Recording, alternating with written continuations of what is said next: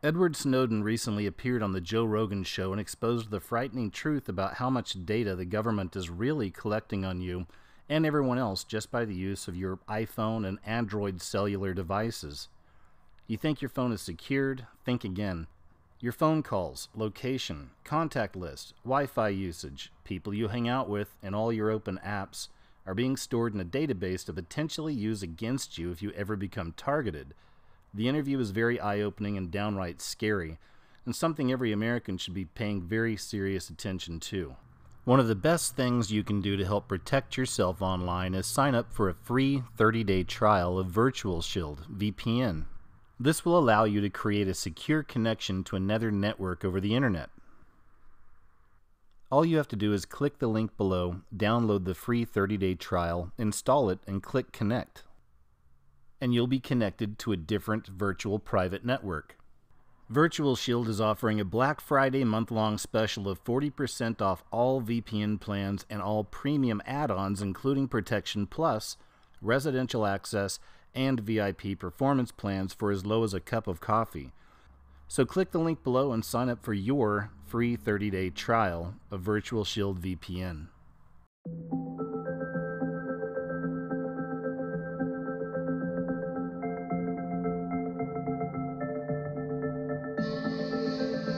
Hey guys, it's KJ from the Scariest Movie Ever channel on YouTube.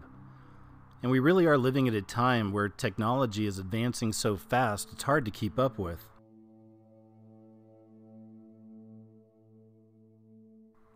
In this video, I want to take a look at some interesting connections I found between virtual reality, 5G technology, and also what we call the mark of the beast. The very first virtual reality Google Doodle was released in May of 2018. This Google Doodle, as innocent as it may seem, was actually forecasting the coming of the beast. In this Google Doodle, we see a character who is bathed in the light of Lucifer. At one point, we find this character bathed in the light of Lucifer picking up a king card, a king of clubs. The imprint that he leaves is a horned figure, a horned king.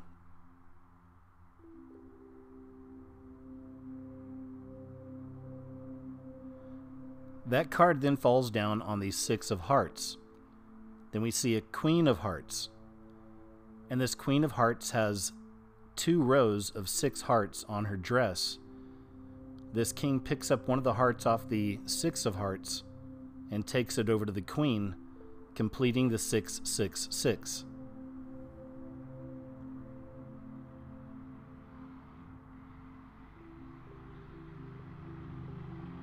Also take note of the back of the king card that's laying on the ground now. It's not a king on the other side, but it has 2 pentagrams on the top, 2 stars pointing down. So remember I told you that this was the first virtual reality Google Doodle. And what's even more interesting about that is there's footage only available in virtual reality that completes that whole sequence. And I'm going to show you a few examples. This is where I was talking about the title character, or the main character, bathing in the light of Lucifer, or the false light of Lucifer. And in case you're still not convinced, here's another sequence that's only available through virtual reality that pertained to this particular Google Doodle, the very first virtual reality Google Doodle. I show you this because they always give us warnings. They always show their signs and their symbols. We just have to know what to look for. We're being sold the idea that this technology is some kind of freedom, where ultimately it's just another tool that'll be used to enslave us all. All of these different elements are falling into place right now. It's all coming together. And we're literally watching the final beast system fall into place. The social credit system is going to play a huge role in this as well. Even though it's launching in China, we can't think it's exclusive to China. China's the testing ground.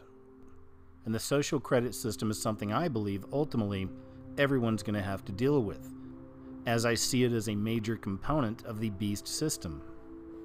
Everywhere she goes, Ouyang Haoyu is followed. What she buys, how she behaves, is tracked and scored to show how responsible and trustworthy she is. It's called the social credit system, and in one version now being tested, a person's reputation is scored on a scale of 350 to 950. And Haoyu, with a good score of 752, is okay with it. In fact, most people are. It's a mechanism pushes you to become a better citizen.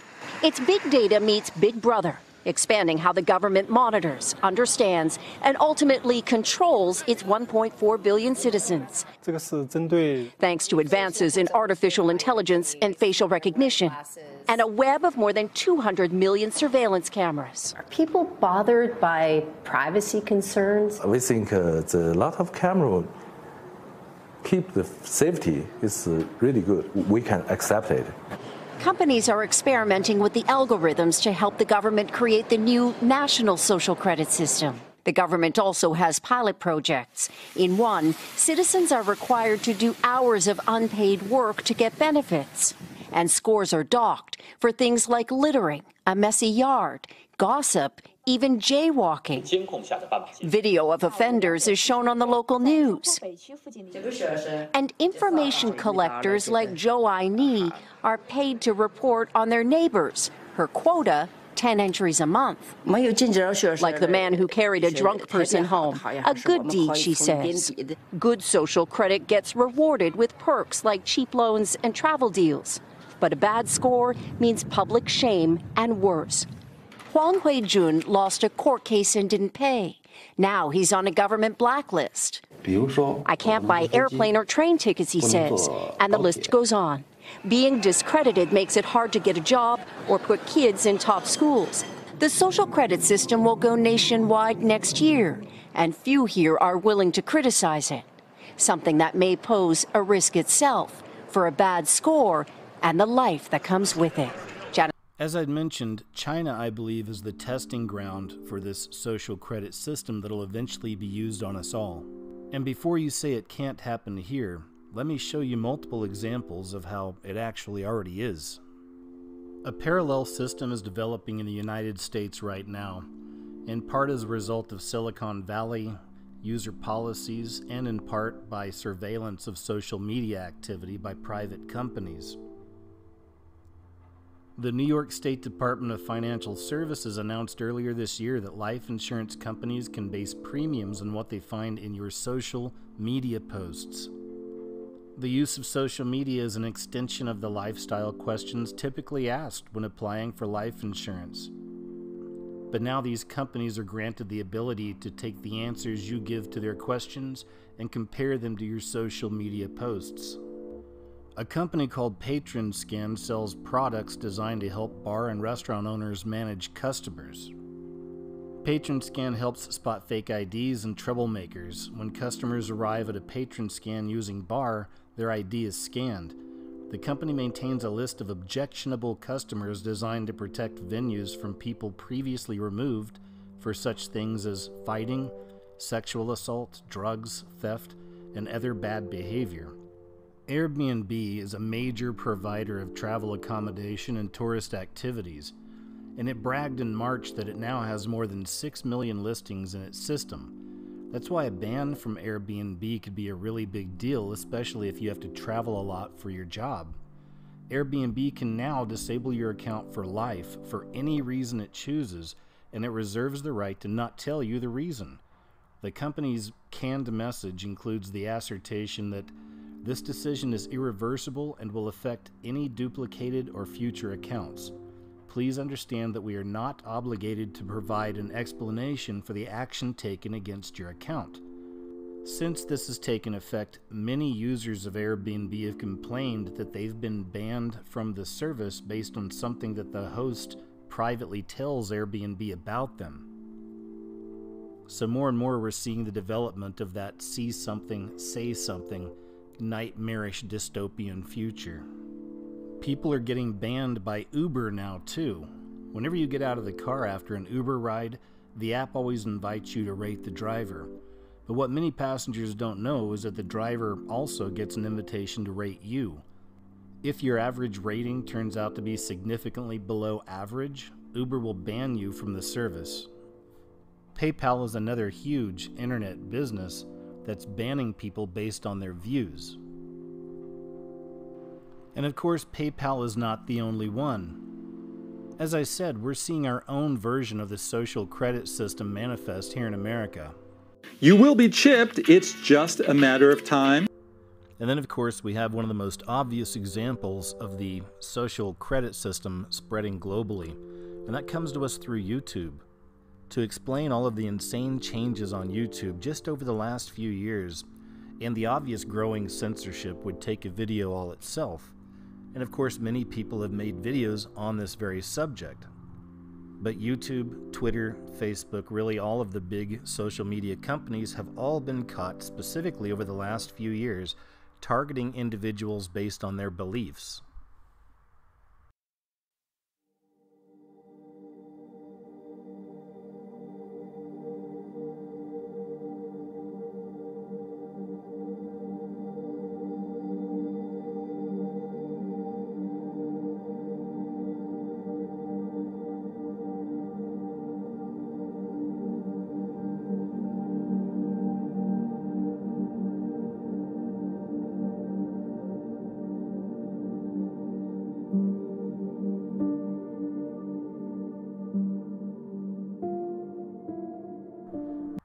I believe technology has reached a point where the world will soon see the fulfillment of prophecies, unlike anything they've ever seen before.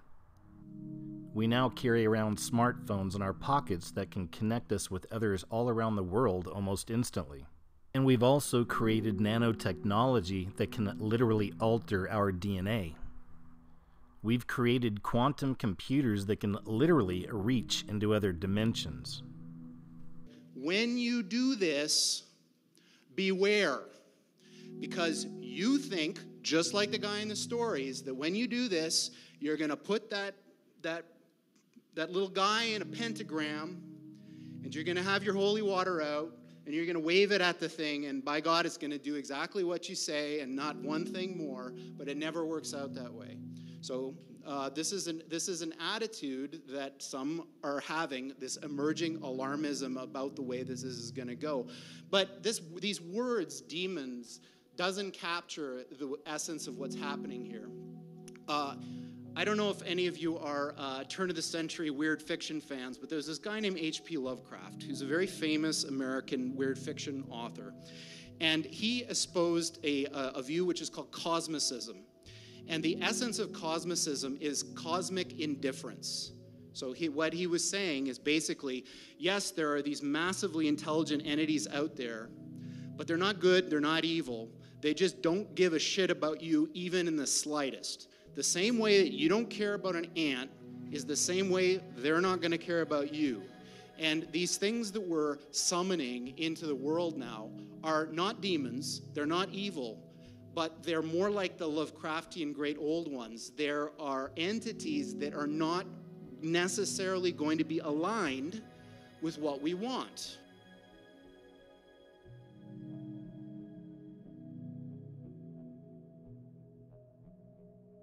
Virtual reality, augmented reality, and 5G are all working together.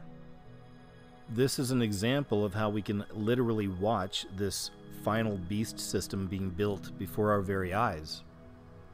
Just check out some of these stories. Brain chips could allow U.S. military personnel to control vehicles with their minds.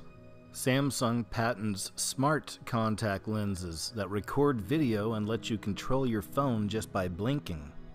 Researchers predict Matrix-style, quote, Internet of Thoughts within next few decades. God will be replaced by AI collective consciousness, says Da Vinci Code author and Freemason Dan Brown. He also says humanity no longer needs God, but may, with help of artificial intelligence, develop a new form of collective consciousness that fulfills the role of religion. Facial recognition will play its role as well. It's why you've seen an uptick of stories on facial recognition over the last few years. A lot of this associated with the social credit system. The smart city where your face is your credit card, that's another thing they're trying to move us towards, is smart homes, and smart cities, a literal grid. This really is the hive mind of the beast system manifesting in the physical realm. Everything will be connected and artificial intelligence will rule it all. In March of 2016, Google's AlphaGo software, which is considered to be a type of AI software, defeated Li Sedol, a master player of the ancient Chinese game simply called Go. It's a very complex game, and it's impossible for non-AI software to play and win. But in May 2017, the world's best Go player at the time, KG, challenged AlphaGo to a game. He was certain he'd be able to defeat AlphaGo at the Chinese game of Go, but after being defeated by a narrow margin by Google's AI software, he compared AlphaGo to a, quote, god. He said, "I feel like his game is more and more like the Go God. Really, it is brilliant." He also said he would never want to play against AI software again. According to The Guardian, this victory for AI is significant because Go is more complex than chess, and the number of move options is incomputable. This also shows that artificial intelligence software will be capable of doing complex tasks that only humans could do before. All of these companies hope to have everybody and everything fully connected by the year 2030. And interestingly enough, the United Nations is also focused on the year 2030. It's called Agenda 2030. The UN wants all nations to form a global government to address a number of issues such as reducing poverty, having sustainable management of resources, combating climate change, of course we hear about that a lot, and creating a Big Brother system for monitoring and controlling the planet. But the only way to bring this about is to remove the sovereignty of the individual nations and hand all power over to one central government.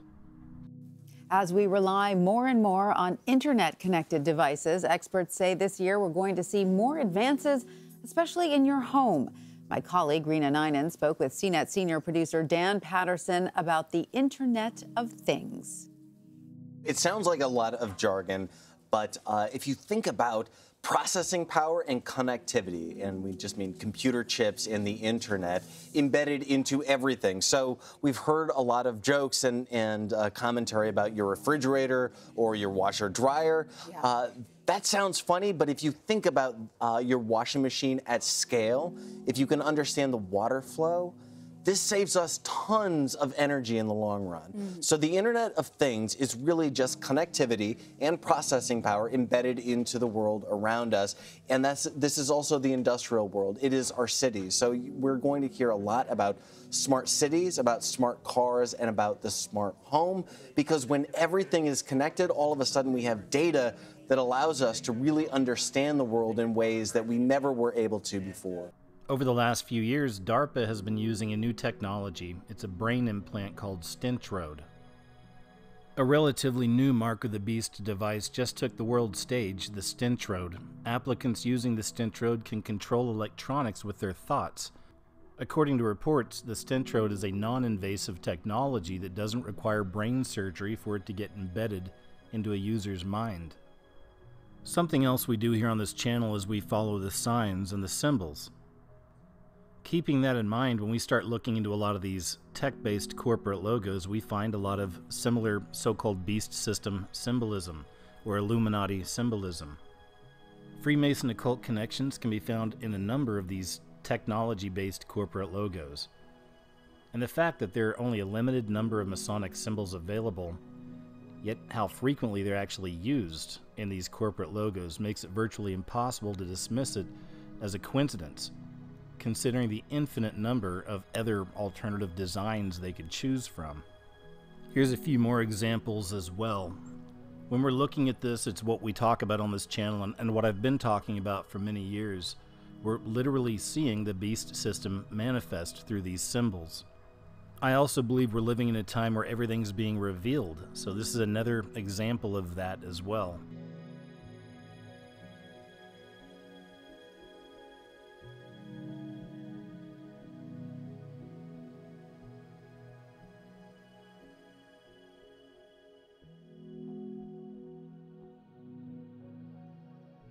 He says the YouTube rollout discussion was at a rather bizarre location. We didn't have it. It was a special occasion that happened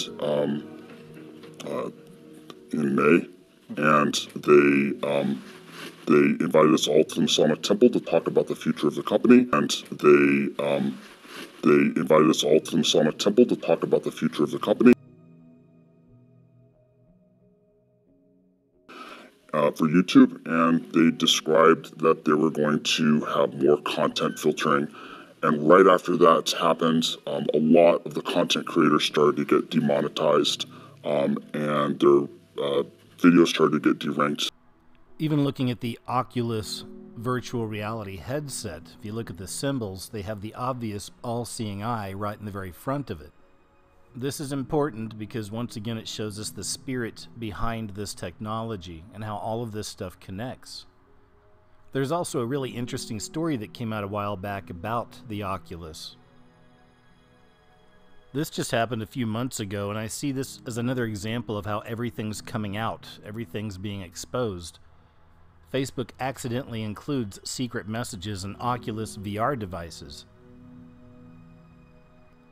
The Masons were here, and Big Brother is watching are just two of the many secret messages that were accidentally included in thousands of Oculus virtual reality devices.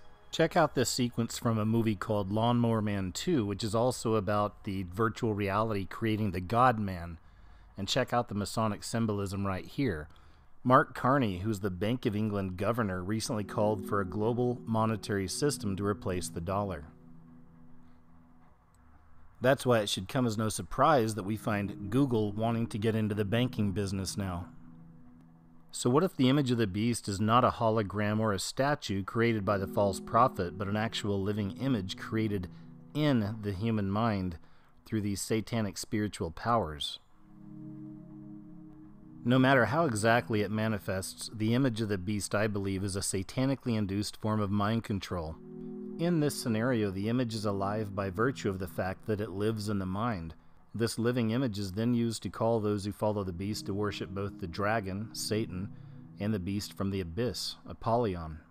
I'm not saying that Oculus or other gaming technology is the image of the beast, but what I am saying is that I believe it's possible this technology may be further developed and enhanced, and certainly could be used to create a device to gain control of the human mind for nefarious purposes. If the technology is somehow linked with the supernatural power of the dragon and the false prophet, it may indeed cause the creation of a living image leading to the worship of the beast. The word sorceries is from the Greek word pharmakia, which refers to the use of drugs used by an enchanter, a shaman or a spellcaster to induce a hallucinatory state of mind linked with idol worship. Could it be possible that in the future someone will create a virtual reality device that causes the human mind to enter an altered state of consciousness, similar to that induced by hallucinogenic drugs? And is it also possible that this shamanic device will be the technology harnessed by principalities and powers, the dragon and other demonic powers, to create the image of the beast, linking it with supernatural power? If this turns out to be true, could this techno-spiritual device be the tool used by Satan to cause the image of the beast to come alive deep within the human mind?